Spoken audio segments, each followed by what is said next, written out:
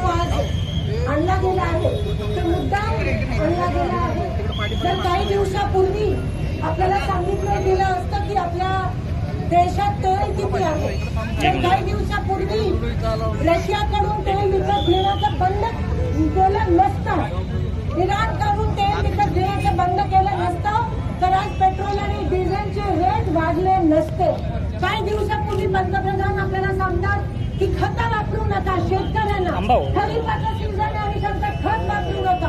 आज खताचे रेट किती वाढले, हे संकटात शेतकऱ्यांना कोणी टाकलं, या देशाला कोणी टाकलं, तर या देशाच्या पंतप्रधानांनी या देशाला संकटात टाकले।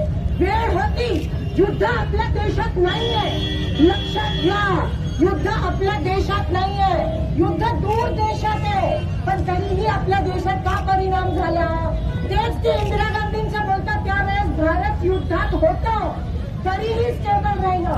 आज भारत युद्धात नसतानाही भारताच्या लोकांना भोगावं लागतं, कारण का या मोदीच्या सगळ्या पॉलिसीमुळे, कारण का ट्रम्प तात्यांना आहारी गेले, त्यांच्यासमोर जसं ट्रम्प डोले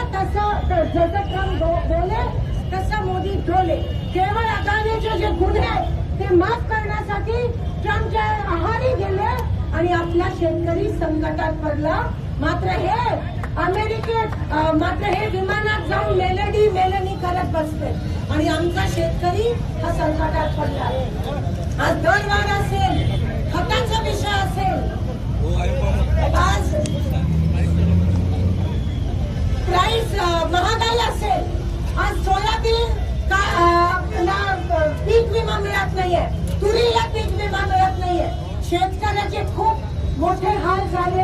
एक तर यांच्या वाळूच्या ठेक्यामुळे शेतकऱ्यांना शेतीपर्यंत पाणी सोडायला या लोकांनी वेळ लावला, कारण का यांचे पॉईंट सगळ्या ठिकाणी नदीमध्ये आहे, म्हणून काही असलं तर हे शेतकऱ्यांना पहिला टार्गेट बनवतात। हे फक्त उद्योगपत्यांचं हे सरकार आहे, शेतकऱ्यांचं सामान्य लोकांचं नाहीये। सामान्य लोकांना शेतकऱ्यांना झळ पोचतोय। मी तुम्हाला सांगू इच्छिते की आम्ही तुमच्या सोबत आहोत, तर सरकारने तुमच्याकडे पाठ वळवले, पण आम्ही आहोत। ही फक्त सुरुवात आहे, रस्ता रोको, ह्याच्या पुढे अजून आक्रोश होणार आहे।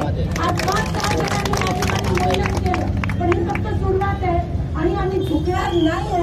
आम्ही बळीराजाच्या मागे आहोत आणि राहणार आहोत शेवटपर्यंत। बळीराजा हे राजकारणाच्या पलीकडे या देशाचा कणा हा शेतकरी आहे आणि तो जर त्रस्त असेल तर आमचे संस्कार आम्हाला गप्प बसू देत नाहीत आणि म्हणून आम्ही शेतकऱ्यांच्या नेतृत्वाखाली आज हे आंदोलन करत आहोत। हे तर सुरुवात आहे, पुढे ये तो सिर्फ झांकी है, आगे बाकी बहुत बाकी है। आणि पोलिसांना उगाच पुढे ढकलून शेतकऱ्यांवर बुलडोझर चढवण्याचा प्रयत्न हे सरकार करत आहे, कारण का ते घाबरत आहे, ते घाबरलेले आहेत, त्यांना हिंमत नाहीये लोकांसमोर यायला आणि शेतकऱ्यांचे प्रश्न जे आहेत ते सोडवण्याची हिंमत नाहीये। म्हणून या सरकारचा मी धिक्कार करते। या शेतकऱ्यांच्या सोबत आम्ही सगळे तनानी मनानी आहोत। मी शेतकऱ्यांना आश्वस्त करते आणि आपण इथे खरं तर आम्ही सहभागी झालो, पण आम्ही तुमच्या सोबत आहोत। ही रस्त्यावरची लढाई आहे, उद्रेक झालाच पाहिजे, उठाव झालाच पाहिजे आणि ही त्याची सुरुवात आहे। मी आपल्या सगळ्यांचे आभार मानले।